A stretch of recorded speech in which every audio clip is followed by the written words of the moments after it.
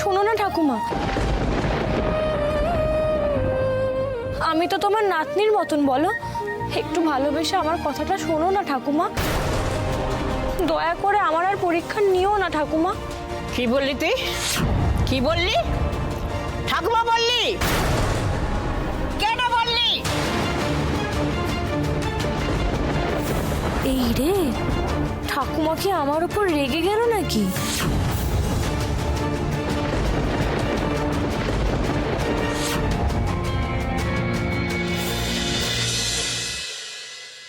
দেবদত্ত কোথায় কে জানে। আচ্ছা, ও কি রাজকন্যা রূপমতীকে খুঁজে পেয়েছে? কে জানে, কিছুই তো বুঝতে পারছি না।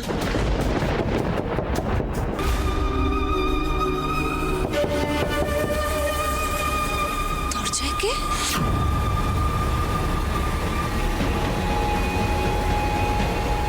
এখন যদি বন্দিনী রাজকন্যাকে দেখতে চায় তাহলে আমি কি দেখাবো? আমি কি বলবো? দেবদত্ত কোথায় কে জানে।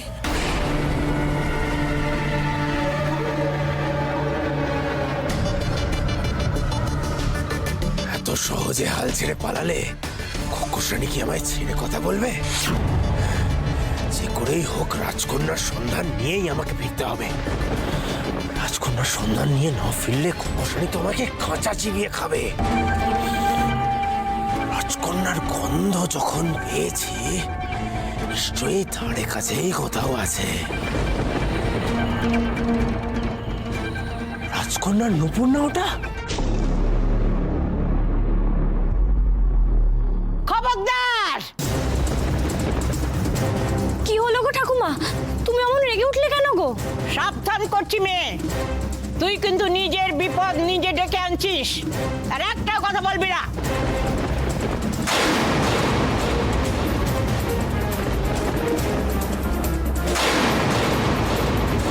এই আবার কেমন মায়া? মানুষের মাথার উপর মেঘ, আবার সেই মেঘ থেকে বাজও পড়ছে। লাউ বুড়ির মায়া তুই কতটুকু জানিস মেয়ে? লাউ বুড়ি রেগে গেলে অনর্থ ঘটে।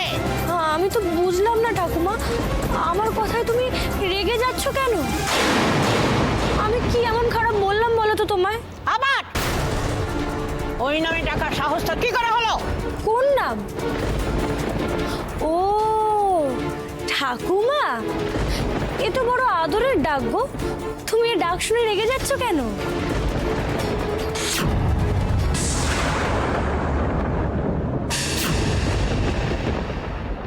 আমি তো তোমায় ভালোবেসে ওই নামে ডাকলাম, আর তুমি আমায় আঘাত করতে চাইলে।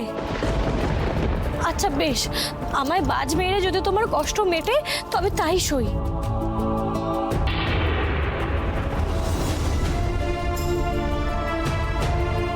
আচ্ছা আচ্ছা, আমায় তুমি একটা কথা বলো তো, এর আগে কি তুমি এ ডাক শোনোনি? কেউ কোনোদিনও নাতনি হয়ে তোমায় ঠাকুমা বলে ডাকিনি? এর পরেও যদি তুমি চাও আমি মরে যাই, তবে মরে যাব। বিশ্বাস করো, আমার না হারানোর মতন আর কিছুতেই ভয় নেই। এই প্রাণটুকু ছাড়া যা ছিল সবই তো হারিয়েই এসেছি।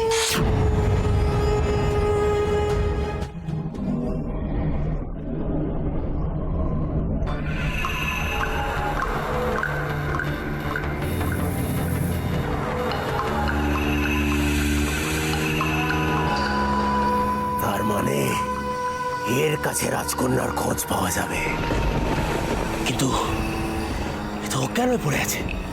এই ওঠো!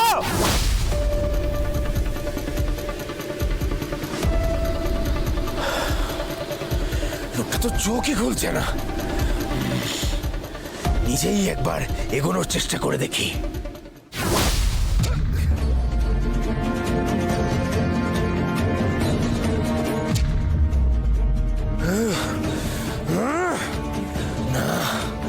না, এই মায়া শক্তি আমার পক্ষে ভেদ করা সম্ভব নয়। এমন কোনো জাদু শক্তি এখানে আছে যেটা আমার পক্ষে ভেদ করা অসম্ভব। অন্য কোনো উপায় ভাবতে হবে। আপাতত এই লোকটাকে তুলে নিয়ে যাই।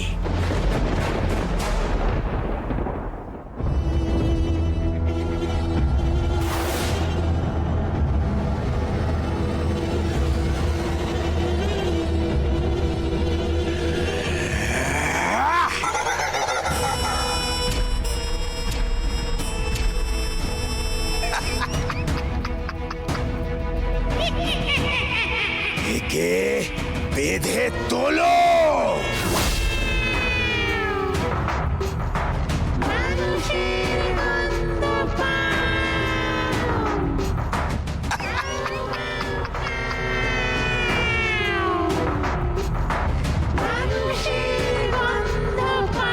এই লোকটাকে তুলে নিয়ে আয়।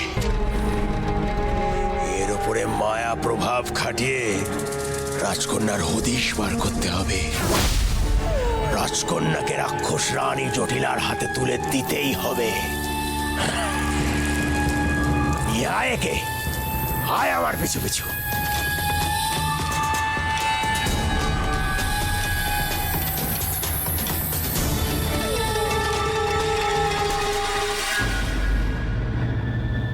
কি হলো? মারো বাজ, মারো, আমাকে নয় মেরেই ফেলো। চুপ কর তুই, চুপ কর, মেলা বকিস রে।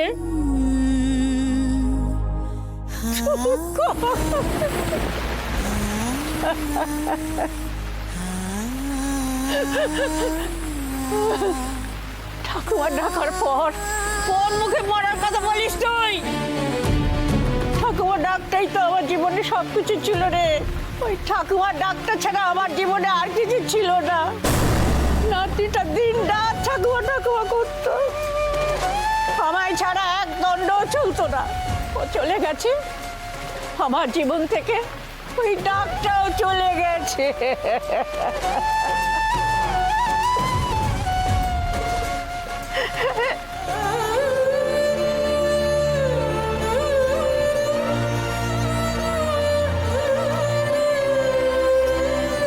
তোমার নাতনি কোথায় গেছে? ও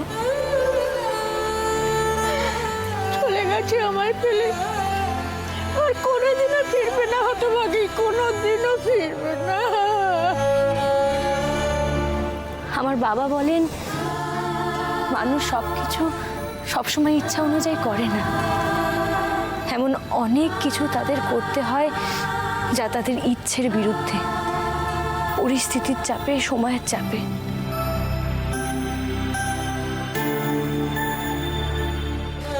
জানি না তোমার নাতনি এমন ভালোবাসার বাঁধন খুলে কেন চলে গেছে। তবে এও তো হতে পারে হয়তো সে স্বেচ্ছায় যায়নি, কিংবা সে ফিরে আসতে চাইলেও কেউ তাকে আসতে দিচ্ছে না। তবে ভালোবাসার বাঁধন ছিঁড়ে ফেলা অত সহজ নয় গো। তুমি যদি রোজ মন থেকে প্রার্থনা করো, তাহলে আমার বিশ্বাস তোমার নাতনি সব বাধা কাটিয়ে একদিন ঠিক ফিরবে। আর তোমাকে তোমাকে এত এত ভালোবাসবে যে তুমি সব কষ্ট ভুলে যাবে গো ঠাকুমা।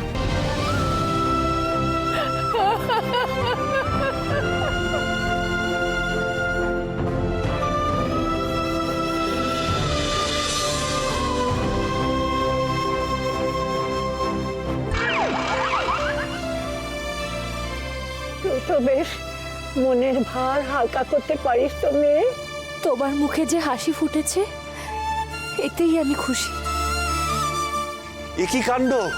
লাউবুড়িকে এর মধ্যে হাসিয়ে ফেললো মেয়েটা।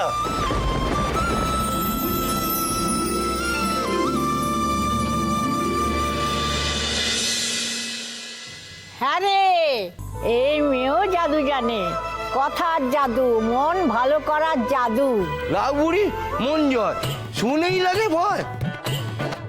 নে হয়েছে, তোরা কি খবর এনেছিস বল। আমাদের লাউনগরীর মায়া সুরক্ষা বলয়ের বাইরে কেউ একটা এসে হাজির হয়েছে। আমরা তাকে বেশ করে শায়েস্তা করেছি। লাউনগরীর মায়া ভেদ করে ঢোকা কি যে সে কারোর কম্ম? বেশ করেছিস, যা করেছিস। কিন্তু আমার এই নাতনিটা ভাগ্যিস এলো, তাই তো এই মরুভূমির মতো জীবনটায় আবার ফুল ফুটলো। এখন থেকে তুই এখানেই থাকবি মেয়ে। আমি আমার এই নাতনিকে আর কাছছাড়া হতে দেবই না।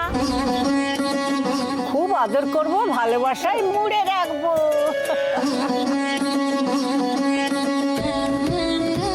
সর্বনাশ, আমি তো এখানে চিরকাল থাকতে পারবো না। আমাকে যে অনির্দিষ্টের পথে নিজের লক্ষ্য সাধনে বেরোতেই হবে।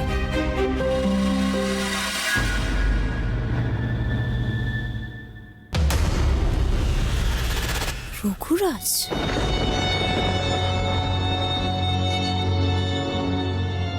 কি হলো? বারবার দরজা ধাক্কাচ্ছ কেন? বন্দিনী কোথায়? দেবদত্তকেও দেখছি না। রাজকন্যাকে শাস্তি দেওয়ার কথা। দেবদত্ত কি ভুলে গেল তার প্রতিজ্ঞা? দেবদত্ত কখনো তার প্রতিজ্ঞা, তার কর্তব্য ভোলে না রঘুরাজ।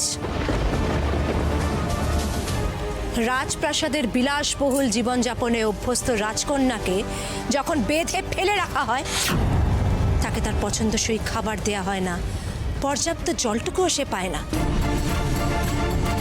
এই শাস্তিটাই অনেক নয় রঘুরাজ? রাজকন্যার উপর মায়া করে লাভ নেই। তার পিতার কৃতকর্মের জন্য শাস্তি তাকে পেতেই হবে। আমরা তাকে শাস্তি দেবই। হ্যাঁ, শাস্তি তো আমরা তাকে দেবই, কিন্তু এখনো সময় আছে। 3 দিন। 3 দিনের সময় চেয়েছিলে না রঘুরাজ? এখন হয়নি। কাজে বারবার এসে বিরক্ত করো না, যাও। আর তাছাড়া সে একজন রাজকন্যা, কাজে যে সে যখন তখন তার ঘরে নিশ্চয়ই প্রবেশ করতে পারে না। যাও। কি হলো, যাও।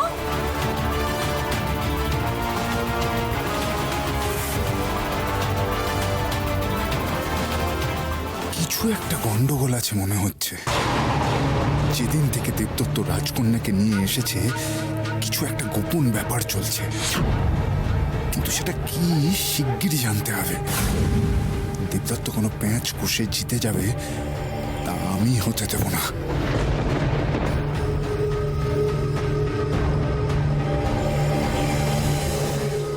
দেবদত্ত, কোথায় তুমি? ঠাকুমা, ও ঠাকুমা, আমি কি করে থাকবো বলো তো? আমাকে যে যেতেই হবে। যাবার কথা বলছিস কেন? এখান থেকে যাবার কথা ভাববিও না। জানতে চাইছিলি না আমার নাতনি কেন চলে গেছে? নিজের স্বার্থ সিদ্ধির জন্যে। যে ঠাকুমা তাকে প্রাণের থেকেও ভালোবাসতো, সেই ঠাকুমার কথা ভাবলো না। এমনকি আমার সবচেয়ে বড় জাদু অস্ত্রটাই নিয়ে চলে গেছে। সে ফিরবে কিনা আমি জানি না, কিন্তু তুই আমার কাছে নাতনি হয়ে থাকবি। জাদু অস্ত্র? কিন্তু কি জাদু অস্ত্র গো? এক বিশেষ জাদু লাঠি, তার বিরাট ক্ষমতা। ও, ওর কাছে যেমন লাঠি ছিল সেই রকম লাঠি ঠাকুমা? দূর, আমার সে লাঠি এর থেকে অনেক বেশি শক্তিশালী। 100 গুণ বেশি মায়া ক্ষমতা তার। আমার কাছে যখন ছিল নিজের সুরক্ষা নিয়ে ভাবিনি, কিন্তু লাঠিটা যাওয়ার পর থেকে সব দিক ভেবে এই দাঁড়ের মধ্যেই মায়ানগরী তৈরি করে বাস করছি। কেন ঠাকুমা, কেউ কি তোমার উপর আক্রমণ করতে পারে? এমন কি কোনো আশঙ্কা আছে? সবচেয়ে বড় অস্ত্র হাতছাড়া হলে আশঙ্কা তো হয়ই। অনেক সাধনায় ওই বড় ক্ষমতাশালী ওই জাদু লাঠি আমি পেয়েছিলাম। জাদুর কি আর ছোট বড় হয় ঠাকুমা? এই যে তোমার মাথার ওপর মেঘের এমন কারুকরি, তুমি বিশ্বাস করো এমন জাদু তো আমি আগে কখনো দেখিনি। ক্ষমতা জাহির করে যে জাদু, তার চেয়ে এই মন ভালো করা জাদু কিন্তু অনেক ভালো। তোমার যা যা জাদু শক্তি আছে সেগুলোকে তুমি আগলে রাখো। যা হারিয়েছে তা নিয়ে কষ্ট পেয়ে কি হবে বলো তো? তুমি তোমার নাতনির জন্য অপেক্ষা করো, সে ফিরে আসবেই, তুমি দেখো।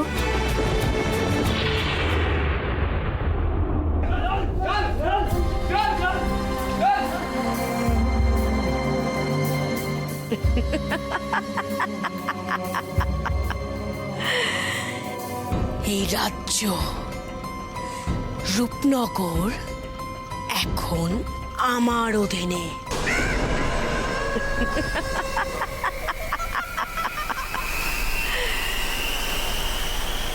এই রাজ্যের রাজা বিক্রমদেব, মানে তোমাদের রাজা বিক্রমদেব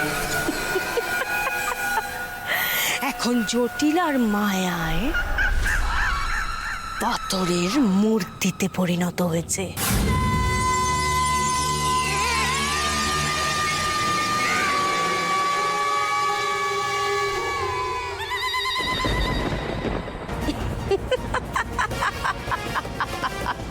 এই রূপনগরকে খোকস রানী জটিলা তার পায়ের তলায় রেখেছে।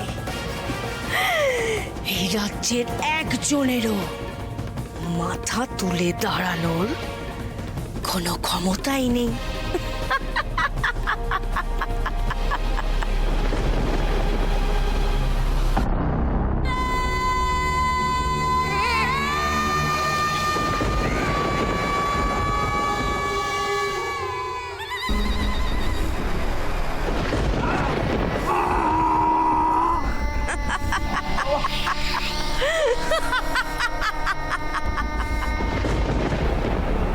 এ রাজ্যে সবাই এখন আমার পদানত। আমার কথা মতো সবাই শ্বাস প্রশ্বাস নেবে।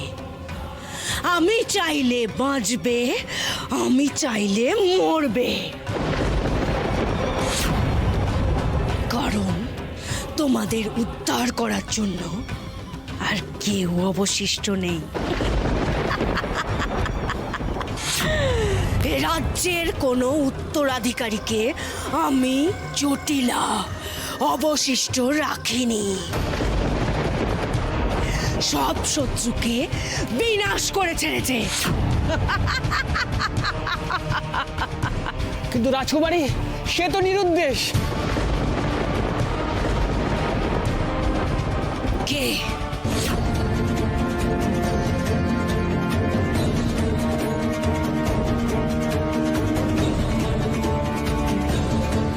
ছাড়ো ছাড়ো আমাকে, ছেড়ে দাও, ছেড়ে দাও, ছেড়ে দাও, ছেড়ে দাও।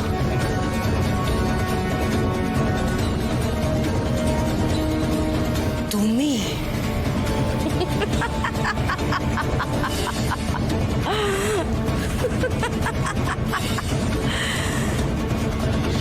আজকের পর থেকে রাজ পরিবারের কারোর নাম মুখে আনলে জটিলা তার কি অবস্থা করে দেখে নাও। যাও, নিয়ে যাও, নিয়ে গিয়ে ধর থেকে মুন্ডুটা আলাদা করে দাও। নিয়ে যাও। রানীমা, রানীমা ক্ষমা, রানীমা বাঁচান, রানীমা বাঁচান, ক্ষমা রানীমা।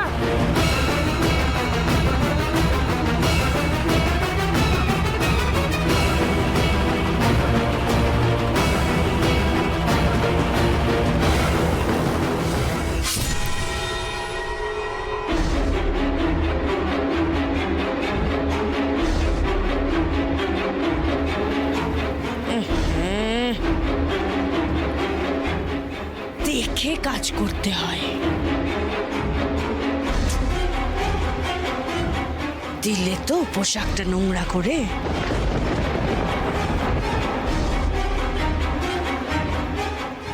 প্রতাপ দেব,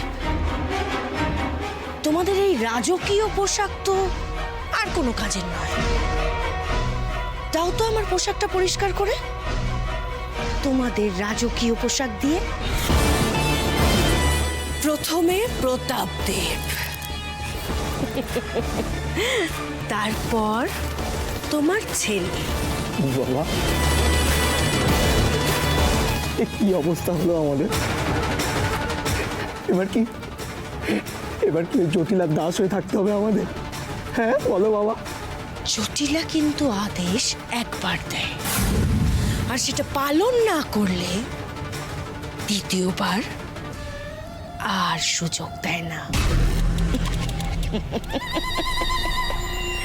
এরপর কিন্তু তোমাদের শরীর দিয়েও ওরকমই রক্ত ঝরবে।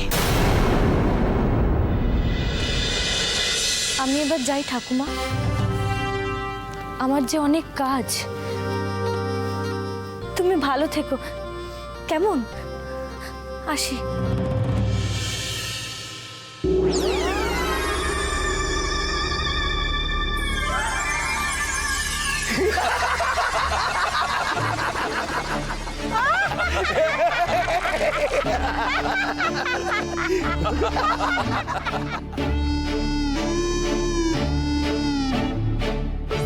এ কি ঠাকুমা, হে এত উঁচু দরজা দিয়ে আমি বেরোবো কি করে? বলেছিলাম না এখান থেকে তুই বেরোতে পারবি না। লাউনগরীর বাসিন্দা এখন তুই। দোহাই তোমায় ঠাকুমা, তুমি এমনটা করো না, এই দরজাটাকে ছোট করে দাও, আমার যে যেতেই হবে। গুড়গুড়ে দে দরজা ছোট করে।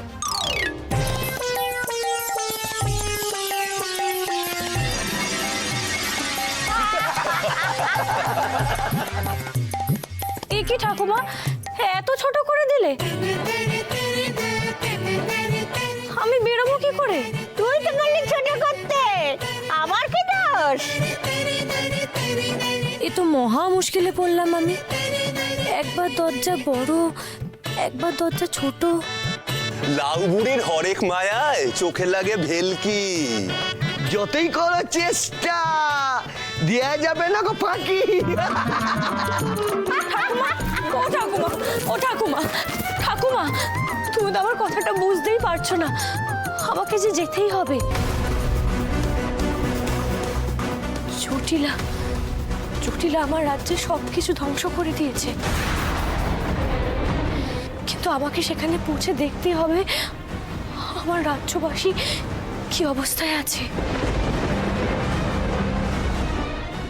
আমি আমার কর্তব্য থেকে এক চুলো সরতে পারবো না। বাবা আমার নিরাপত্তার জন্য রাজ্য থেকে আমাকে লুকিয়ে বার করে দিয়েছে ঠিকই, কিন্তু আমি কদিন এভাবে লুকিয়ে লুকিয়ে থাকবো? রূপনগরে জটিলা কি অবস্থা করেছে, আমার রাজ্যবাসী কি অবস্থায় আছে, তা আমাকে নিজে গিয়ে দেখতে হবে। আমি জটিলার মুখোমুখি হবই।